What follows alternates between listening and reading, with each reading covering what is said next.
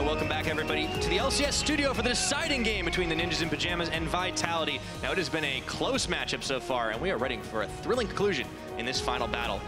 Just before we get started, it's going to be the same side selections because Vitality, back to them, they chose blue side yet again. Does that mean it's going to be the Rumble first pick again? Both games so far have been pretty exciting, actually, with a lot of fights and both teams playing at a higher level than we've seen out of them. Now, Vitality, of course, in the last game, losing out, not realistically able to cope with the Tahm Kench, with the Shen, with the LeBlanc on the side lane as well. NIP looking great. We'll see whether they can continue that in Game 3. Yeah, absolutely. There were two games that were relatively well controlled by the victors, but not without some serious skirmishes. I honestly do have to call out Nukeduck, though, because we didn't see that shockwave used nearly enough. We kept talking about waiting for them to have it in a final fight. He either blew it too early on not enough members, or he just never used it. And like, that was so key in those jungle skirmishes, especially towards the end. And that could have turned the tides for Vitality, but they gave it up. And coming into the day, we were saying, hey, Nukeduck's the player that Vitality are gonna play around and he's gonna carry, he's gonna be great. And Orianna's the kind of pick where it's difficult to have that from minute one. You have to wait a little bit. Yes, he had a dominant laning phase, but as we go through this draft, I expect Vitality to put on something a little bit more in the forefront of the game. We've already had one adjustment in bans, and that is the Shen being banned away from Prophet in place of the Elise. And with that goes the Rumble from Ninjas in Pyjamas. So no first pick Rumble for Vitality. We're going with something different. We'll have some very different top lanes this time around. So back to Vitality for the last ban of this first phase. Will they stick with what they had been doing? It had been removing the Gnar, but it's not the case anymore because now, well, probably not the case anymore because now the Rumble's off the board. But Gnar is still a decent pick should NIP want to pick it. Now Vitality don't even want to first pick the Thresh for themselves. We might see a first pick Tahm Kench because NIP, remember, took it away from Vitality in the last draft. We've had a significantly fewer AD carry bans in this draft, but with Caitlyn gone, might be the Ashe as well. There's a lot of picks that could be that higher priority than normal. Yeah, well, the Elise was left open for the first time in this series, so that gets instantly snapped up.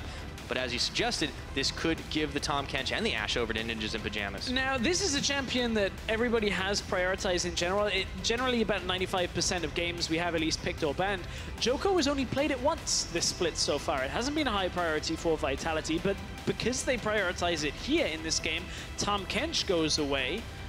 Now we might see that Kha'zix come through, same as last game out of the Ninjas in Pyjamas, but remember, no Shen available. The Ashe is on the board. Vitality can take it away in this rotation, but they have to find an answer to this Tahm Kench. Maybe the Braum that we saw a lot of people picking in Rift Rivals rose heavily in pick priority. We'll see if Vander is up to it, but for the time being, they actually want to get themselves a top lane bully, Cabochard, on the Renekton this time around. And will they follow up with the Ashe? Will they follow up with the support pick instead? We'll find out. We got 16 seconds. Oh, the Twitch! Interesting. Yeah, that one didn't make it through the other bans as well. So Steelback, this is the champion that he was able to dish a ton of damage on in previous weeks when we saw him going in, dying a lot, but getting a lot done. And you look at this, you got Elise Renekton pairing very well. No real surprise there, looking to snowball Cabochard in the early parts of the game. And then you've got Twitch in the skirmishes with Elise and Renekton, should be able to output a lot of damage. And Ashe, Tahm Kench will deal okay with Twitch, but shouldn't necessarily punish him so heavily that he won't get into this game. So for NIP, they kind of got a neutral bottom lane, but remember, it was all about those plays as the game opened up, utilizing the Tahm Kench, utilizing the Ashe arrow for the Ninjas in Pyjamas for their second win of the split. Yes, indeed. So it's back to ban phase 2, and with the seconds ticking away, they take off the Lucian. Don't want to give that one back over to Nukeduck once again. Now it's Vitality's turn. So what are we looking at here for lanes? Support still needs to be picked up for Vitality. The Mordekaiser taken away. And the context, did see it. Yeah, the context on this one is Kikis played Mordekaiser, and it is the kind of matchup where against the Renekton you can kind of push him and farm and farm and farm, and you grab the dragon, you push down towers, you just do all sorts of things, and Renekton can't really cope with what Mordekaiser brings to the table. So Vitality not wanting to let Cabochard fall behind with a lot of eggs in that basket to invest. With Cassiopeia taken off the board by Ninjas in Pyjamas now. We'll see what it is on Vitality's side. Do they continue to try and ban out top? So they instead focus towards the mid, try and take a bite out of Nagne's champion pool. Nagne's champion pool has been pretty large. Difficult to ban him out. The Talia is available here, and we have seen him prioritize that when it is up. Obviously, NIP can pick their top laner here, something into the Renekton. Could we see something like a Jax that we've seen elsewhere, where you're playing for a scaling matchup, or are you going to flex? You can pick the Galio here, and then you're okay putting it in mid lane or top lane. The Jarvan is another matchup that you can play into Renekton. This is what Prophet likes to do. When he can't get his hands on some of his favorites, he goes right in this direction. He can't get the Rumble, he can't get the Renekton, he likes the J4. So Jarvan picked up, again, more team fighting. Look at it, side lane into joining a team fight here. Obviously has that Cataclysm. You can get the Ashe arrow through as well. Sounds very familiar, though. This is what Prophet likes to do. He's a side laner by trade, but now with Corki left up and available, Nukeduck could lock this one in, and he does. He's able to have a pretty big impact on that champion already, and now it is all up to see what the final choice will be. The support, is it going to be that Braum to pair with the Twitch? Yeah, it would make sense here. Obviously, Tahm Kench, basically a neutral lane. Braum does the same thing, locks in. Now, does Nagne play Kog'Maw? Ooh. Does Nagne play Kog'Maw? Does he risk a Syndra lane, which can do early on? Does he go for a standard matchup? Maybe a Galio that can just absorb the damage, join the fights, not play that damage threat in the middle lane. Alrighty then. Well, as they swap things around, yeah, I know everyone's a little disappointed we're not seeing the J4 mid, but wouldn't be the first time, but it's been quite a while. Instead, Nagne on it. They got till 20 seconds. All right. To swap it around. I think these are the lane setups that we actually are going to see. Galio basically just absorbs a lot of the damage that Corki outputs. Of course, the majority of Corki's damage is magic damage, and Galio does very well into magic damage dealers. So Vitality, however, top side, Cabochard, Djoko, activate them in the early game, get through the laning phase in the bottom side and in the mid lane, and then the map kind of opens up for them. You've got enough to contend with NIP, but look, Galio, Tahm, Kench, you got teleport on that Jarvan as well, Ashe, Arrow, NIP, similar type of style to the last game. Looking for those skirmishes, the numbers advantages, and then potentially looking to push through on those side lanes and get those towers down. They did a great job of the 1-3-1 in the last game. Certainly worked out well for the Ninjas, and they were able to take their second game victory in the EU LCS summer split here. Can they make it into their first series over Vitality? That would be so massive for this team, trying to push their way up the standings, avoid relegation. But for Vitality, they need to hang on. They need to channel that game one control that they had to try and shut down these Ninjas before they get rolling. And because we're in cross-group play, this is significant also for Mysterious Monkeys. They'll be sat at home wanting to see Vitality falling here. But as we head into game 3, it is down to this. One game separates Vitality and Ninjas in Pyjamas from winning this series. Well, going out onto the Rift, we saw some early action both times, some shenanigans from Vitality. That looks like it could open up a lot of opportunities for them in the early game, but HeaQ and Sprattel were able to hold on. And once again, on this Ashe, on this Tahm Kench, they're going to be in a familiar position. Nukeduck heading down as well. Looks like we might just be in for the line of scrimmage, though. This would be the most standard start we've seen this series. Yeah, it would be, because last game we saw the invade attempt on the bottom lane out of Vitality, and then HeaQ used his flash at level 1 and still came out of the laning phase.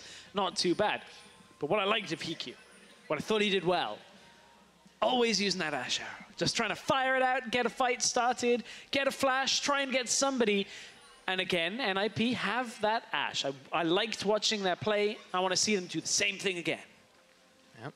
Very priority choice here, as both AD carries have had a crack at it. But Steelback on this Twitch, as you mentioned, it's not going to be so much for that laning phase. I would love to see him going forward, getting the action, playing like he honestly did on that Ashe in the later stages of the first game. But I also want to keep eyes on Sjokz right now, because this guy had a massive game 2, because even though he was set behind, the team funneled around him, made sure he got ahead. He had a level advantage or 2 on Djoko for most of the game. So at the start of this one, you can see NIP are going to help out in the blue buff area. Phosphorus Bomb will come from Nukeduck on the Raptors. They'll allow Vitality to get Djoko through the game early. Of course, Nukeduck looking for a little bit of acceleration in his build, starting Cull here, of course, as a starting item. 100 minions after you killed them, you get the gold. You sell the Cull. It's not too gold inefficient at all. You get a nice little extra bit of gold towards that Trinity Force. should theoretically get him that Trinity Force a little faster. Yeah, and Nagne's not going to really be able to stop it, right? Like, the guy's a big sponge Right. at this point.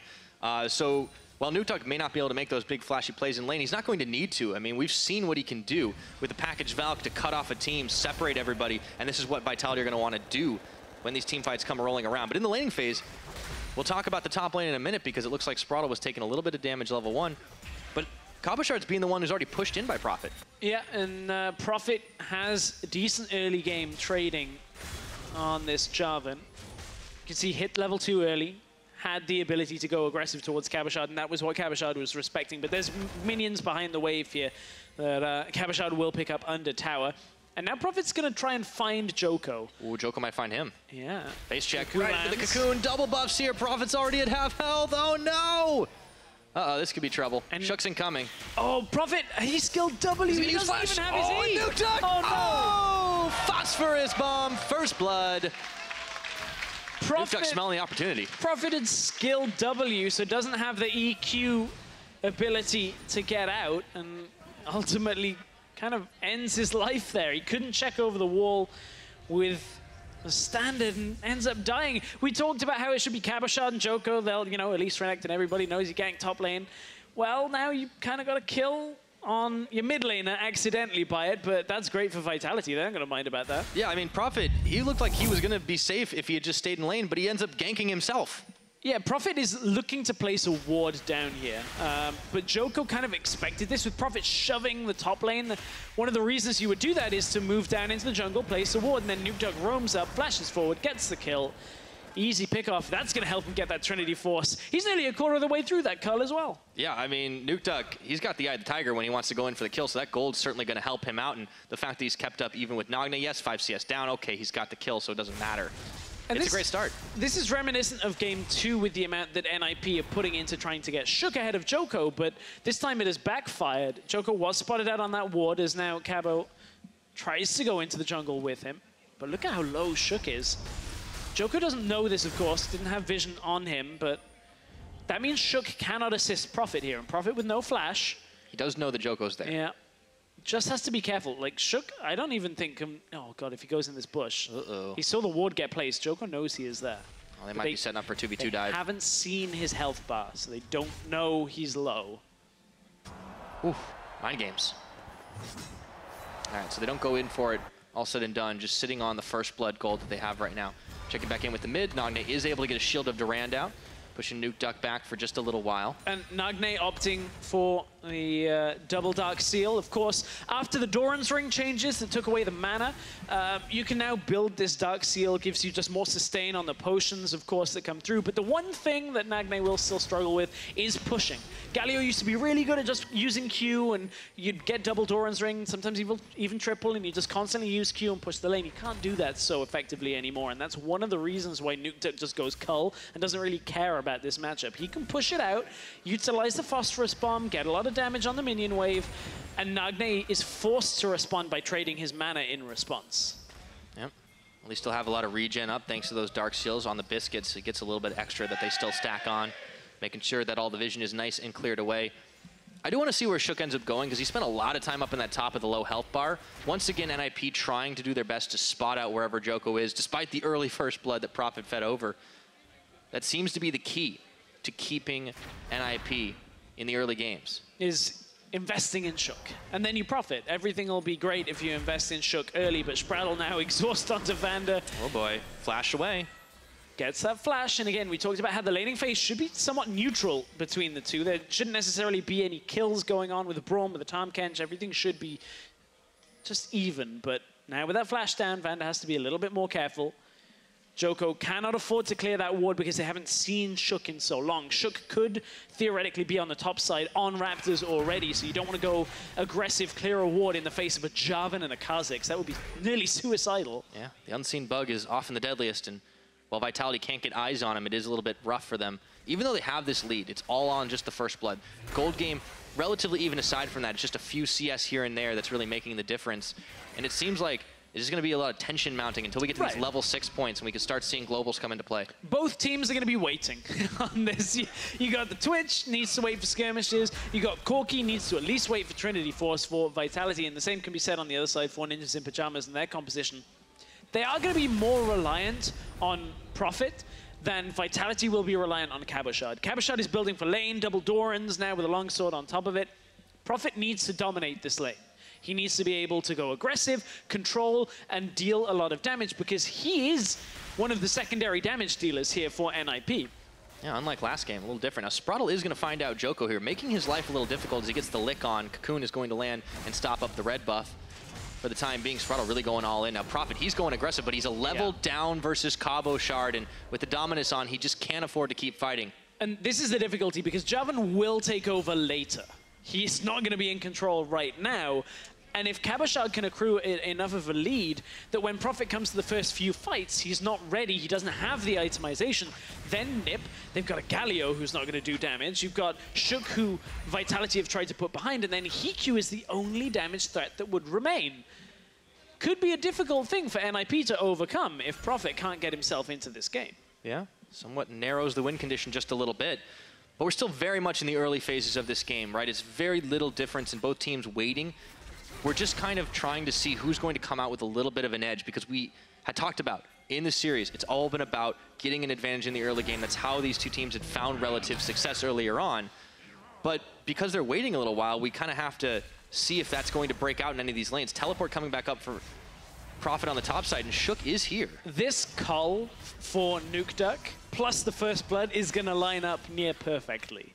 Once he's got the 30 minions, the cull payout, that'll cover the recipe cost for the Trinity Force. He's a stinger away from that completed item. And this is quite a fast Trinity Force if this actually gets completed within the next 1.5 to 2 minutes is what you'd estimate, with 25 minions left to get. He's also got the package now, so can look for those aggressive plays, but look, there's nobody there for him to find from NIP. He knows that he's safe to do this because he can Valkyrie out. I was about to say, where is he going to go, right? Like, does he look towards the bottom side and see if HeaQ and Sprattel start pushing up a little bit? Once he's got the Trinity Force, I mean. Instead he burns the package just to kind of farm the goal! He's gonna farm the goal faster! He's just gonna, I'm getting way too excited over that. Of course, we've had some exciting farming this game. Only has a low cooldown, so again, like Rift Herald, use it or lose it in that duration. It's able to help him farm out the wave. Either team wants to give up the advantage for sure. Only first blood as we get closer and closer to that 10-minute mark. About 800 gold the lead for Vitality right now. Djoko going a roving through the jungle, finds himself a control ward to clear away, and the crowd goes wild. The crowd does go wild for the ward kills. Now, vision controls top side. Again, looking to try and go top for Djoko and Cabochard pairing together. This is exactly what we were expecting. It's not going to be about the bottom lane out of Vitality. Now, Sjokz walks over the ward that was placed. Cabochard drops back in the lane because NIP are trying to make a play topside. Look, Sprattel has his ultimate. HeaQ has his as well. Now we need to see the NIP we were talking about fighting. Nukeduck, he's got cleanse if he gets taunted here, so should be okay. All right, Nagne forcing Nukeduck over the wall here, and now Sprattel with the Scryer's Bloom is going to spot the edge of Steelback's tail here as they try to push in the minion wave. HeaQ and Sprattel are going to be met by the dual lane.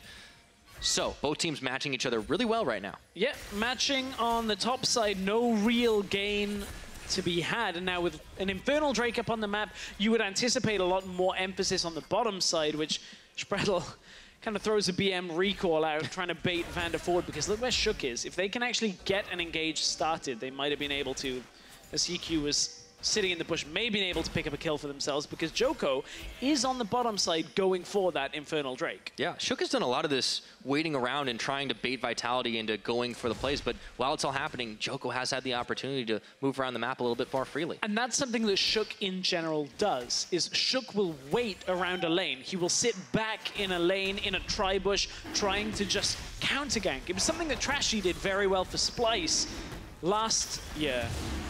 Doesn't always have a lot of that impact that we need to see out of junglers. That's one thing that got exposed at Rift Rivals for Europe, is our junglers are not active enough or successfully active enough in the early game. Here comes the Ashe arrow. Tahm Kench in as well. They cut off Steelback. They do find Steelback though, and that's a Glacial Fissure to knock up Sprattel, and they're trying to stack on the acquired taste, but it's just not enough as Steelback is going to be able to eke it out, but here comes Prophet to cut off the wave. And on this one, NIP just shouldn't even wait. Just cast that Rift Herald in the top side and just push the tower with the next minion wave, because this is basically a guaranteed tower for them at this point. You can push it very quickly, but they're not actually pulling the trigger on that. Maybe they want to wait and use it in mid lane. Sjokz isn't popping it. Vitality, I mean, Vitality are going to keep Cabochard There was an opportunity to get tower first blood off that Rift Herald, and NIP did not take it. We'll see if that pays off for them if they look for mid lane, because Cabo just took bot lane tower. We have seen some suboptimal Rift Herald or lack of Rift Herald uses this series, that is for sure. So they lose out on tower first blood. NIP will be able to get the tower to equalize back, but a little slow on the draw when they had the opportunity. One of the only reasons that I would look at why you'd do that is to try and punish mid lane when Nukeduck tries to recall here. If Sjokz heads to mid lane and tries to push out, because look, Nukeduck has got 20 minions more than his cull would have paid out initially on, but because Nagne has been able to push him out, they've stayed in the laning phase. Nukeduck didn't get that earlier spike on the Trinity Force. The last time he recalled was before 8 minutes in this game. So Nukeduck is having to stay in this lane to contend with Nagne. He's been sitting for quite a while, and Sjokz looking to find out Cabochard within the jungle of Vitality, but still question marks that they haven't used that Rift Herald or hadn't tried to use that Rift Herald. And I'm wondering if it even is worth giving up that tower first blood. And right now, Vitality, of course, have regrouped around mid lane to defend any kind of Rift Herald push. I say that Nukeduck actually is recalling, and it's going to be a Rift Herald push mid lane anyway because Vitality have backed away. So Sjokz will cast it. They will get this mid lane tower. So as long as they get this, it's actually okay that they didn't use it on the top side. I would argue that giving away tower first blood to secure a mid tower would be enough, but they don't get it. Oh, that's painful. That's painful. Yeah. Well, they tried. So it's close enough that NIP will be able to get it eventually, but now I'm telling you it's not as worth. Okay. So we finally see the end of this laning phase, but Steelback and Vander are going up to the top to try and collapse onto HeaQ, who does have this tower available, and Steelback opens up, throws the cask out. Instant heal from HeaQ, trying to keep this one alive, but now the rest of the team on either side is mobilizing. Sprattel and Sjokz waiting out in this brush as Nukeduck is looking to join his dual lane. They're waiting to go aggressive with an arrow here. They have TP available for the Jarvan. It has been cast. Here comes the Tahm Kench potentially as well. Okay, Nagne is going to cast it too, but the tower's already taken down. The package Valk is out. It's a little slow on the draw. Double teleport's coming in. Sprattel. Oh, it's going to be a hero's entrance right now as he gets a double knockup onto Steelback. Shield of Duran to lock them up. A Cabochard has joined, and it is a party up in top. Djoko getting the first kill of this fight. Cabochard coming up with one onto Sjokz as well. Vitality turning these tables, and now Nagne by himself. And that's a double kill for Nukeduck. And Vitality coming up big. That's the skirmish we were talking about, NIP needing to execute well, and look, HeaQ is hightailing it over to the middle lane just to try and get that tower down in response, because NIP used just about every global they had.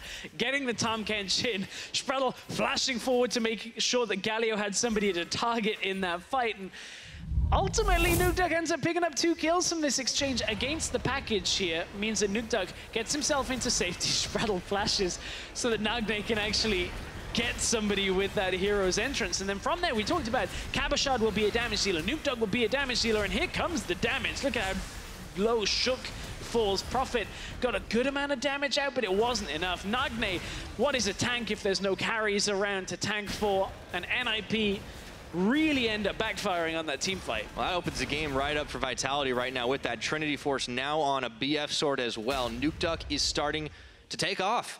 Steelback, honestly, he did exactly what he needed to do and just kind of peppered away the damage, and it seemed like NIP just didn't have the focus. They weren't right together on the trigger. And while it isn't the same performance in the laning stats with the CSD that Nukeduck had in game 2 of this series, you can see he heavily put Nagne behind. Well, he's heavily put him behind in gold in this game. Nearly 2,000 gold is the lead in that mid lane alone. 3 kills, 2 assists to his name, and that cull paid off great. Well, considering Nagne's only died once, I don't think you completely can blame him for that, right? So it's really just Nukeduck coming up big, and yeah. But when you're playing Galio, you need everybody else to win the game for you, basically, because you're going to get a good knockup in team fights. And Steelback was going to get some good crits as well. Yeah, just about. As Infernal Drake is coming out soon. Nagne needs the rest of his team to be doing more. Yeah, unfortunately, NIP seem to be running around a little bit like headless chickens for the time being, and not getting a single kill in this game so far has definitely hurt them, put them far behind. Even though they pulled the trigger, they just weren't all together. Another Infernal spawning soon. Vitality have the map control. This might start to put the game really, really far out of reach for NIP unless they can get a miracle comeback. Nagne opting for the Spirit Visage. One of the items that we do see people pick up in mid lane on this Galio. We've seen a bunch of different things that people pick up on Galio just in general. You end up getting stone played at some point. A lot of mid laners typically end up picking up that adaptive helm, especially if you watch LCK when they play Galio in the mid lane. Adaptive helm is very common. Spirit Visage, normally a little bit later on in the build, but isn't particularly a bad item against the magic damage that Corki brings. Doesn't help him all that much against a Renekton and a Twitch, and if Nagne is the only one left in the fight, not really going to do too much for him. Yep. So now the Vitality's managed to pick themselves up another Infernal. That's 16% bonus AD and AP altogether. And they're not even 18 minutes into the game. It's starting to run away with it. We saw big Vitality leads. We've gone way past that point where they could possibly be losing it. So not happening in this game either. There's one item I want to watch to see what the Nagne picks up, because it's a Faker solo queue special and also a Visachachi special. Iceborne Gauntlet. Galio, Iceborne Gauntlet. Faker does it, it must be good. If they can slow down people and put them within range of Sjokz, of Prophet, of HeaQ, maybe that can start to tip fights. But the way Vitality are playing... It would give him damage. You're not wrong. You'd add another damage dealer in the fight, but Nagne right now opting for the defensive route, of course. The problem Pulling is... at some straws here. Nukeduck opting for what looks to be an Infinity Edge as a second item is going to give him a significant amount of damage, because, of course, when you critical strike, utilizing Corki's passive, it transfers it into magic damage, and that really is difficult, because not a lot of champions do that much magic damage up front. And realistically, that's tough for Nagne to deal with, but Djoko stepping close to the fire. Djoko. Oh no, it's the Ashe arrow, and they're going to collapse right on top of him. He goes up, he goes down onto the honey fruit. Let's see if he can get back to his team. He does. That's why you want to eat lots of fruit and vegetables every day, Pyra. It gets you out of tricky situations like that. Very fibrous. Don't you hate fruit? I'm eating more now. Oh, good. I'm trying to get that. For people that don't know, Stress like hates fruit. What? So I don't hate fruit. I'm glad that he's come around to the sensible, healthy living style. I don't hate fruit. Wow, that is such an empowered reaction to food stuff. But wow, calling me out. Yeah. Podcast. Well, I mean, it's motivating you, right? I mean, clearly it's working already. I'm gonna go home and just like eat a whole fruit bowl at this point. Alrighty. Well, Vitality, they can certainly look to be happy and maybe lounge around just a little bit if they can keep this game going themselves. It's 5,000 in the lead. 2 Infernal Dragons. Wouldn't you know it, there's a third one that's eventually going to spawn, and they've got all the map control in the world. I mean, NIP, it seemed like they might have been able to get a couple of picks here and there, but nothing's panned out. And the difficulty is now, Vitality's comp wasn't lacking in damage as it was. And now with the 2 Infernals you were talking about, Pyra, Vitality are in a great position. NIP really have to power up some of their defensive stats quickly, and they're not really going to have control of the side lanes. It's difficult because look at how neutralized they've been. Galio can't sit out there because not tanky enough to survive through. Jarvan will get engaged upon. 0-2-0 on this game. It has happened a couple of times already. I mean, he's also not fast enough, right? He's still wearing the brown bags on his feet. So, unfortunately, NIP are a little starved in the gold game. And at 20 minutes in, I mean, this is going to hurt more and more as it goes on. But what NIP have done once, and we need to see more from them, is just throwing out that Ashe arrow at somebody like a Djoko that they can catch. It's difficult because Steelback will be able to stealth up and avoid a lot of situations. Braum is fantastic against Ashe because can always block arrows all the time. You can put Unbreakable up, nothing really happens after that. Yeah. And you can just get away. But Vitality can avoid a lot of the situations that NIP are going to throw at them. This is very similar to Game 1, where NIP won't have too many options unless they throw the kitchen sink at Vitality. Yeah, I mean, it's good you mentioned Ashe, too, because it's been so crucial in this entire series, right? Like, when either of these carries have had it, it's been a big factor. Even if Steelback wasn't the one throwing out the arrows nearly as much as HeaQ, we saw last game how powerful that can be.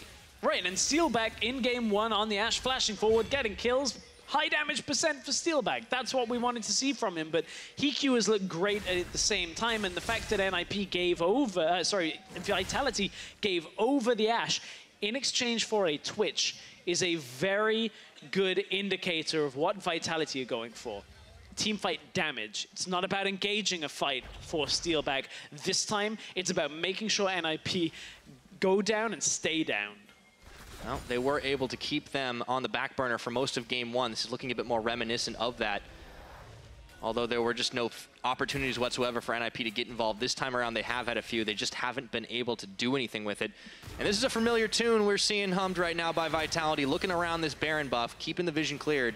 It'll be a while before they decide to invest in that, but they do have eyes on it. Steelback's reaching a point quite soon that is difficult to deal with for Twitch. Once he's got that Hurricane completed, you then go towards a static Shiv and that type of thing in the build, and realistically you hit spray and pray, rat-a-tat-tat, just output damage in the team fights and continuously move around. That's one of the reasons why he's got those Ninja Tabi to survive a little bit longer. There's a Jarvan, there's a Kha'zix, there's an Ashe. You want to reduce that damage, get back in the fight and keep yourself alive. Vander will just sit in front of you and make sure nobody can get through. Yeah. Able to protect him just well enough, but he's far from the only weapon that Vitality have. We've talked about it time and time again, but the damage threat is huge from Cabochard. The damage threat from Nukeduck is just going to keep growing right now, and he's got that Infinity Edge with the Trinity Force, has a Zeal as well. I mean, this guy, this is what we expected from him this entire series, and we're finally starting to see it come to fruition. And for Cabochard, his build ultimately screams of being in that side lane setup against Prophet. Vander angered the Baron after the W from Sjokz. So I want to talk about that build. Blade of the Ruined King is going to allow him to stick on top of that Jarvan. We talked about how Jarvan would also struggle to run away from the engage as well. And with such a good lead for Cabochard, Black Cleaver, Blade of the Ruined King completed as well, is enough realistically to hold Prophet in lane. And that's why Vitality keep moving that Renekton out to the Jarvan lane, keep moving the duo lanes against each other and just trying to keep this lane set up for as long as possible. Yep, keeping it all matched up right now well for Vitality. And wouldn't you know it, they're on top of the Dragon, but Sprattel has brought Sjokz in. Can he be the hero? Get the Smite Steal off. They don't see him in behind this right now, but now they see Sprattel. Ashe Arrow is not going to connect as Cabochard sliced away from it, but all of a sudden it's a bit chaotic as Djoko is forced to flash the wall, and NIP are trying to pull a trick to steal away this Dragon, I should say, but now the fight is going to be on for it here, and I don't know if NIP are confident enough they can take this one. It's Prophet who's caught up, but here comes the hero's entrance for Nagne as he turns in onto Cabochard. Dragon is angry in all of it, and it gets smited down by Sjokz. Critical for NIP, but they are going to give some serious lives for this one as Nagne flashes away. Shield of Duran followed by Vander, who picks up the kill in return. And now Sjokz is going to just give a little bit of taunt, but unfortunately takes the blast cone with Cabo. One slice, no dice. Oh, Sjokz. He's running into a tower. Sjokz knows he's... Oh! Hold on, can you get away? I spoke too soon. He's trying... Oh, no, not that way. Hang on. Hold on. Braum is running around. Hit the Yagadi Sacks! Oh, boy. Smites for the help. No, Sjokz, why did you do it? The ace! And that's going to be Baron. Cabochard. He played with Sjokz for so long, he was in his mind. Sjokz, former Vitality jungler. Cabochard cuts him off, is able to know exactly what happened. We didn't see Sprattel die to Nukeduck, but Nukeduck picks up another tower. Now it's the Baron. Smite went early, doesn't matter. Nobody around for NIP to contest, and NIP try and start the fight again around the Dragon. And yes, they steal it away, but still 0 kills for NIP. This is what I wanted to talk about. Look at the scoreboard. All of a sudden, they get the Dragon, but you gotta be able to fight it out. Repel came up from Djoko, was able to avoid the Ashe Arrow, really just whiffing, and then Vitality go into the fight. They know if they take out Prophet, there's only one damage dealer left, and that's HeaQ off to the side. Nukeduck can deal with him very easily, as Nukeduck has such a good lead here. Sprattel can't get towards his AD carry in time to save them, and then Cabochard and Sjokz. Okay, we're just going to see Sprattel end up dying. I mean, there's only one way this ends. He's going to auto him, and Sprattel's going to die. Okay. All the minions will get the kill. Do we need to see that again? No, I don't think so. Okay.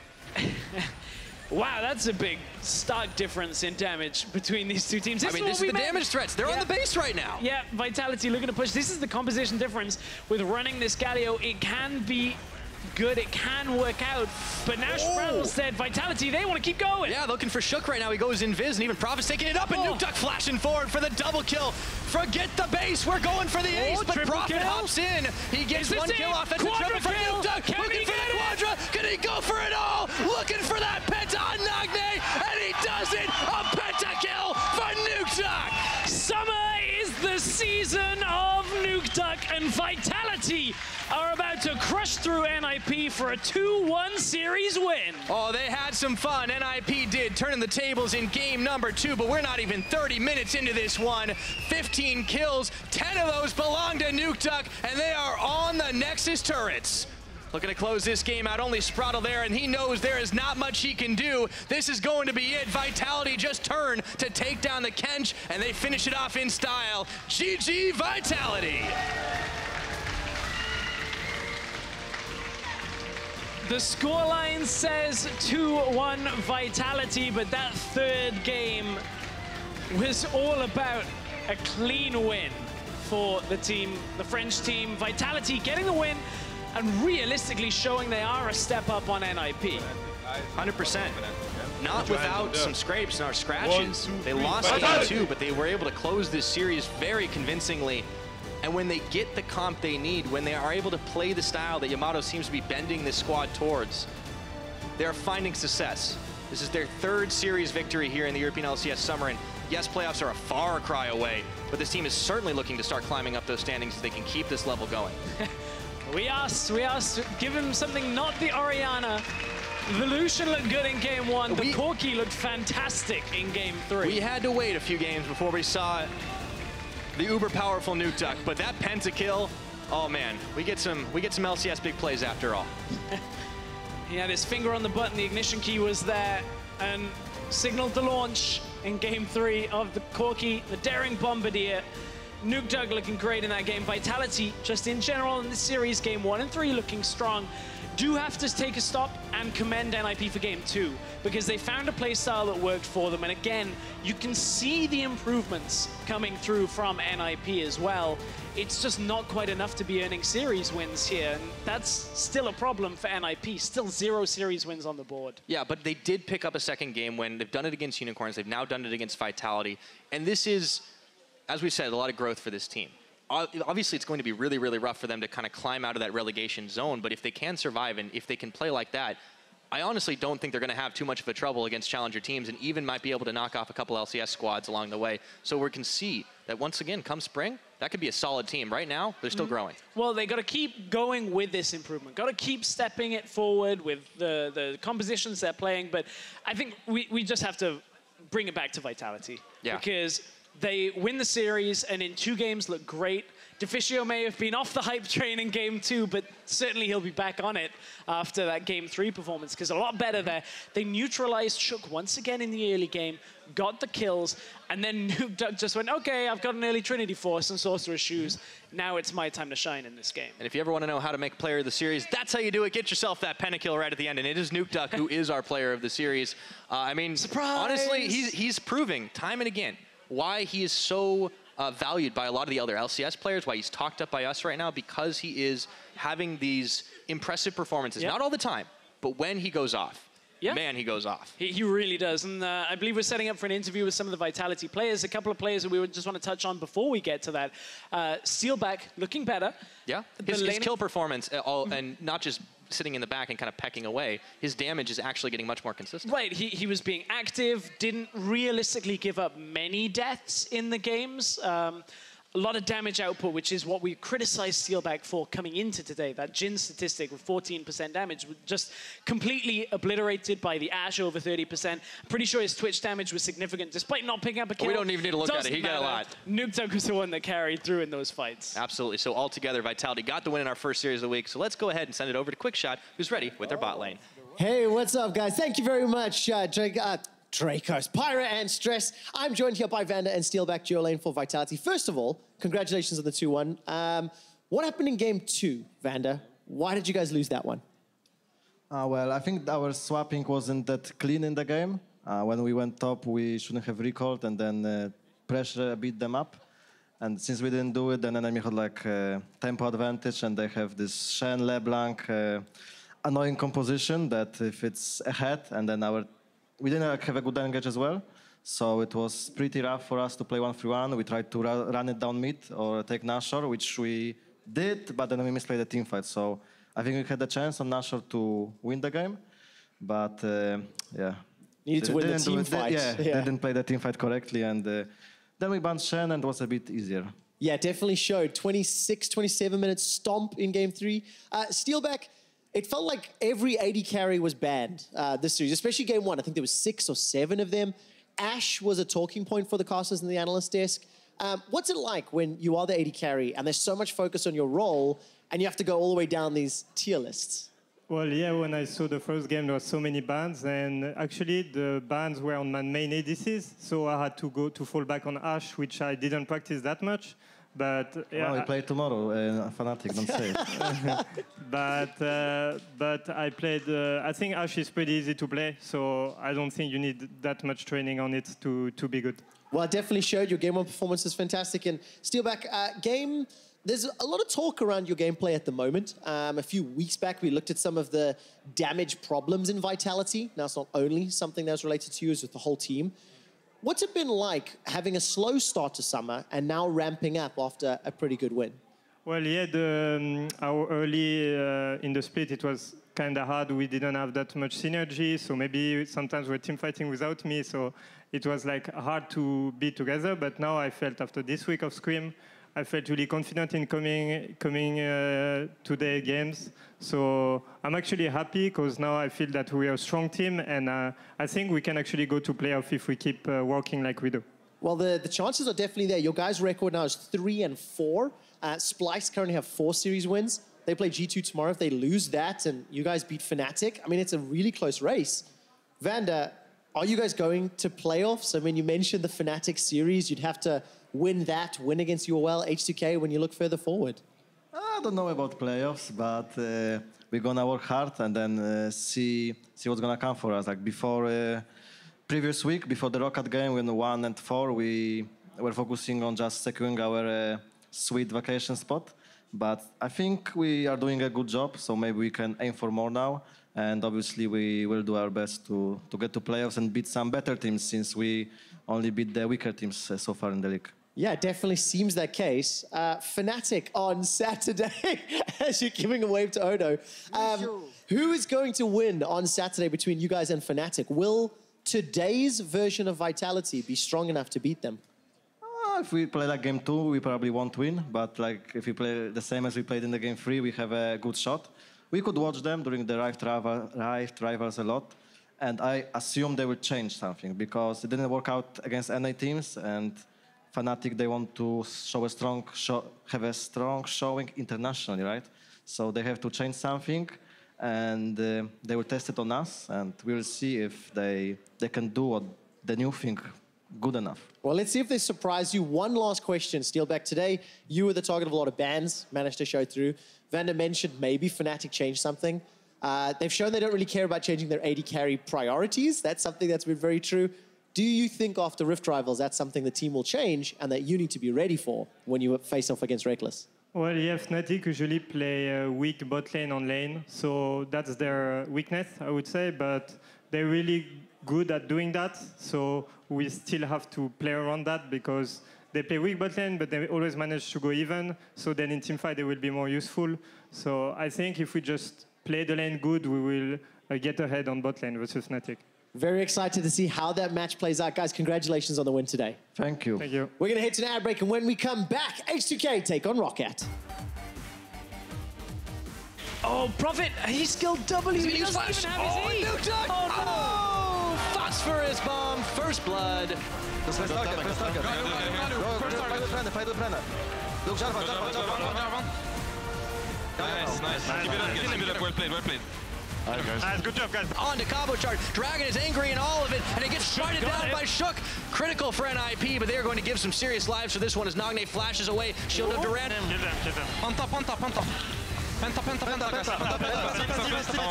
Take it. Steal it.